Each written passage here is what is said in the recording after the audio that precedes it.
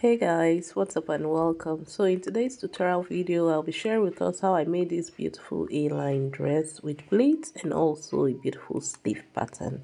It's a girl OJB fashion style. So to start with, would require about 4.5 yards of fabric for the making of our beautiful dress because of the sleeve pattern. So the sleeve pattern actually requires a lot of fabric. So what I'm doing now is actually opening up the fabric.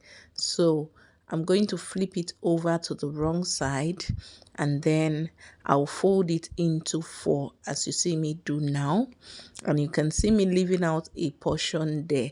So the one with the allowance is the side that will be for the front, while the one at the top, which does not have an opening there, will be for the back. Okay, so that allowance left there is what we need for our button and our buttonhole, so we require it for our folding.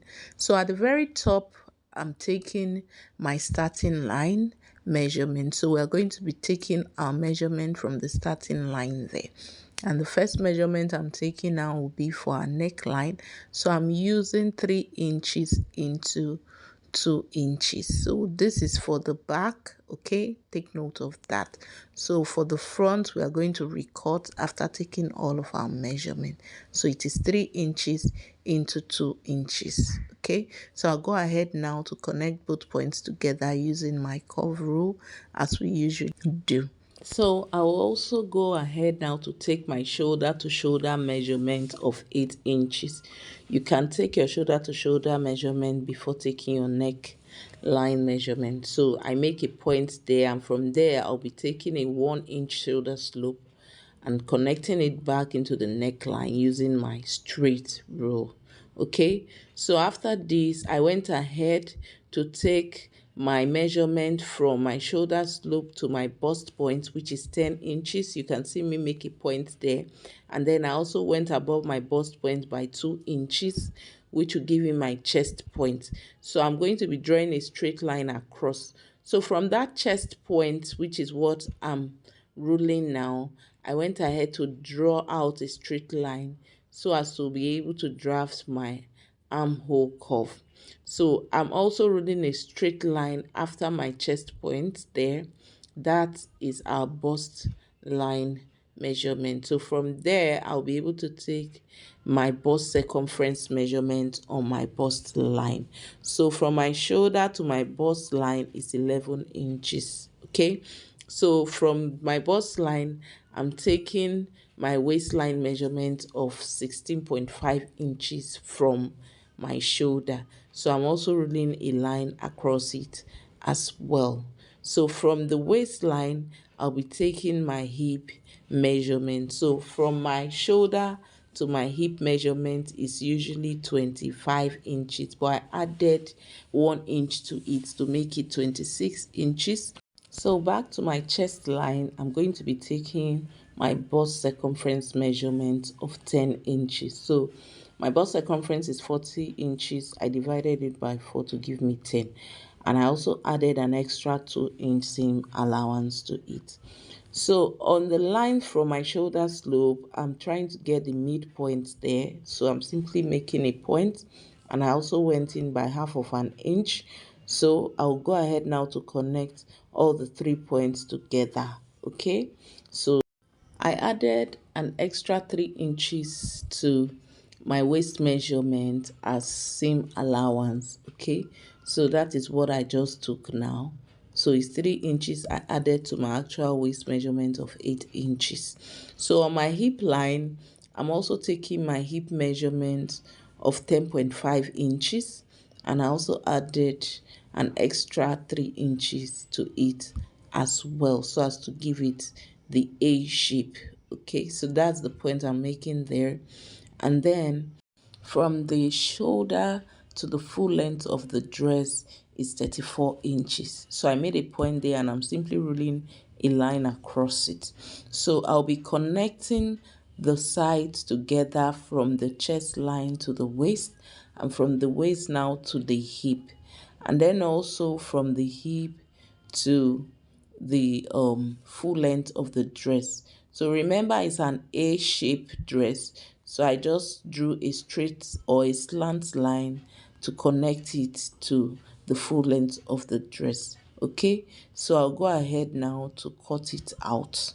So now we have the back pattern and the front pattern neatly cut out. Okay, so for the front pattern, I'm going to be having a dart. I like to have a dart from the shoulder to bottom of this front pattern. So I'm simply placing the two separate pieces together, and what I'm doing now is to ensure that all the lines that we use for drafting our patterns initially are drawn out again neatly, so as to be able to draft or take the measurement for our dart. So next, please take note of the button area which you see me folding now. So ensure you take your measurement for the button area, and as I'm doing, I'll be holding it in place using my pins. So I like to do this before taking my dart measurement. Okay, so I will do this from the very top there to the bottom or the full length of the dress, and then I'm going to flip this fabric over to the other side to start taking my dart measurement. So on my bust line, I'm going to be going down by 1 inch. So I'll make a point there, and I'll go ahead to rule a line across it. So my dart measurement is going to go from that point even to the full length of the dress, and then we'll also be connecting it to the midpoint of the shoulder. So I'm taking a 4 inches dart measurement now on my waistline, and I'll also be repeating it on my bust or on the line under my bust line, as well as my hip line, and then the full length of the dress. So I went ahead to connect all the points together, even up to the full length of my dress. So on my waistline, I'm taking a 1/2 inch measurement on both sides of my dart measurement. So using my straight rule, I'm going to be taking it up to that line under the bust line. So I'll do this for the other side as well. And then on my hip line, I'm also going to connect it back to the same measurement as you see me do now. So that's our dart measurement of 1 inch, which I've taken there. So on my shoulder measurement, I'll get the midpoint and make a notch or make a point there. And then using my straight rule as well, I'll connect it back to the point at the under bust line, as you see me do now. And then at the hip line, I'm going to be connecting it as well to the full length of my dress. So that's our simple dart measurement for the front of our dress. So I went ahead to cut it out, and this is what it now looked after I was done. So I'm simply holding the center front and the side front of one piece together using my pins, and I will also be repeating it for the other as well. So I'll go ahead to the sewing machine to run my stitches around the area I'm indicating with my finger. So guys, after I was done stitching, this is what it now looks like. Okay, so I also went ahead to iron it out using my hemming gum to iron flat those areas with the stitches. The reason is because I'm not going to be attaching lining piece on this fabric, so it is better those stitches are iron flat, and this is what it is looking like, very neat and beautiful already. So I have my two front piece together, as you can see. So I'm going to be bringing the back piece out now and placing my front piece on it.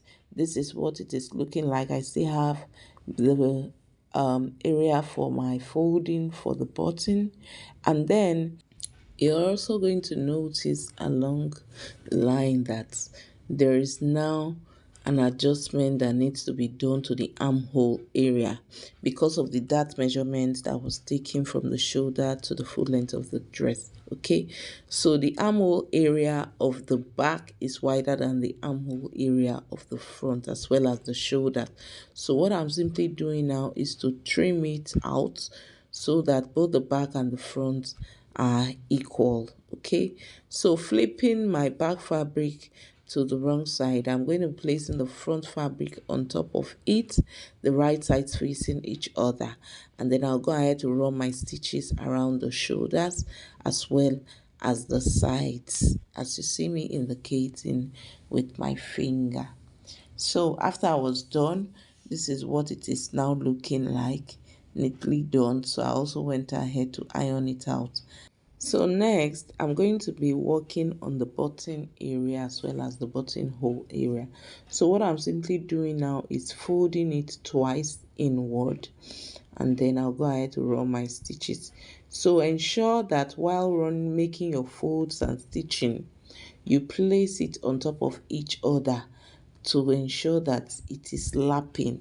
So one side of the front must rest on the other side of the front, or must rest on the area with the button. So it must rest on each other.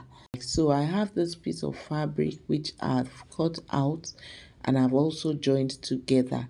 So it is actually about 4 yards of length, okay, and then it is 12 inches of width. So you can see me making folds around there. I'll go ahead to run stitches, and then I'm going to be using it to make pleats around the edges of the dress. Okay, so I'm going to be making tiny pleats as you see me make folds now, and I'll do this all around the edges of this dress. So this is what the pleat is looking like. I took out time to actually iron out my pleat, and it really looked gorgeous. So this will be setting aside to draft the pattern for the sleeve making of this dress. So I have two pieces of fabric, which is what I'm arranging now. So this will use to draft a basic sleeve pattern. So take note that we're going to be drafting 3 different patterns for the making of our sleeve. So I'm simply taking the measurement of my fabric, and then also I'm drafting it using my free hand. So this is what even a beginner can do. So you can use your free hand to draft it. And if you do not know how to draft a basic sleeve, you want to follow it step by step, I have a video also in my channel. You could go ahead to check it out. So I'm simply cutting out the portion that I do not require, and this is what I have now. So this is just basic. You can see the full width there. It is about 14 inches. Then the extra space underneath which I left there would be for our allowance. So you see me making a notch there. And then after I was done doing that, I took out my pattern paper, and you can see that it is actually the same measurement. It's just that it is longer in length. So ensure that while using the actual fabric which I had cut out, you add an additional 3 inches to it, to your pattern paper. So it is actually having 3 extra inches. So I'll take a measurement of 1.5 inches, and then these points I'm making there, I'm going to be ruling a straight line across them. And this we'll be using for our slash and spread method. So I would be cutting through these lines that I've drafted, okay, and then I'm going to be placing it on top of my actual fabric to cut out. So I will spread it out on the actual fabric by 1 inch allowances or space in between this portion I am cutting out. So you can see me measuring 1 inches apart of each spread. Okay, so this I went ahead to put on my pattern paper, and you can see the way it is looking on it. So I've done that of one sleeve. I'm going to be repeating it on the other fabric to have 2 pieces, because we are going to be using it for 2 sleeves. So I'll go ahead now to place that on the other material, and I'll be cutting it out as well. So first, you see me marking it out using my chalk. So I do not need to place my paper on it anymore. So after cutting it out, I'll have two separate pieces. Okay, so remember, we are still going to be using our basic sleeve pattern. So that's pattern 1, pattern 2. So next we're going to be cutting the third pattern, and this piece of fabric is what I'm going to be using to cut it out, and it is nothing other than a 360 degrees flare that we're going to be cutting out on this. So I have two pieces of fabric there. You can see I had folded it into 4, and then I'm going to be taking a radius of about 2 inches. Okay, so that measurement there, I'm going to take it all around. So if you have been a follower of my YouTube channel, you would have seen me done several videos on how to cut is a flare. Okay, so this is how to cut a 360 degrees flare. So I'll go ahead to connect all the points together, and then also to get the actual length of the flare, I'm taking a measurement of 5 inches there. So this I'm also going to take all around to the other end, and then I'll be connecting all the points together as well, and then I'll go ahead to cut it out. I also went ahead to open up my circle on one side, as you see me do now, and now you can see our flare. You can see the way it's looking already. So to work on our sleeve pattern, I'm going to be removing my pins from the bell sleeve, which you are seeing now. Okay, so that pattern is called the bell sleeve, which we just drafted. So I'll be placing one of the bell sleeve on top of the basic sleeve pattern. Okay, so this I'll be making folds around the edges. I'm going to be making gathers as you see me do now, and I'll go to the sewing machine to stitch it on it. So ensure that the gathers are spread evenly around the edges of both sleeves. Okay, so I'm going to do this all the way to the very end of the sleeve portion. So after I was done stitching around the edges, you can see me with the flare portion now. So I took one of this flare, and you can see me placing it the right sides facing each other on the other sleeve, and then I'm going to be sewing it together on it. So after stitching, I'll be flipping it over to the right side, and this is what it is looking like. Very beautiful. So I'll also be stitching around the edges as well, so it will be looking neat. And then I flipped it over to the other side. You can see that the bell sleeve is longer than the basic sleeve, so ensure to drag it down, okay, as I've done now, and make your gathers or your puffs around there. Ensure that after dragging they are now equal, and go ahead as well to stitch both armholes together, that of the bell sleeve and also the basic sleeve, which is what I am doing now. So I'm stitching the bell sleeve on the basic sleeve. So that's what I'm doing. If it is too wide, you can also make little gathers around the middle point there. So this is what it is looking like after I was done stitching around it. You can see the beautiful puffs around there because the bell sleeve is longer than the basic sleeve. So this is what our sleeve pattern is looking like.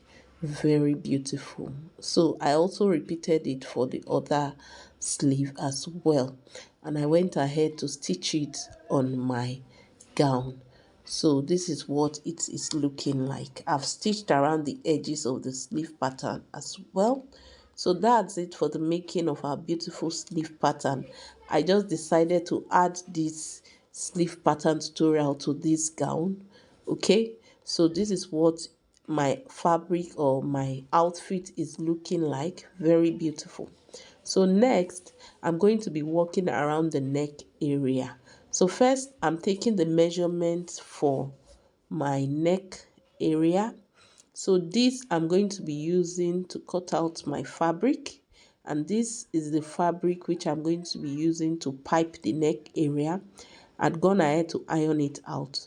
So you can see how I folded the pattern.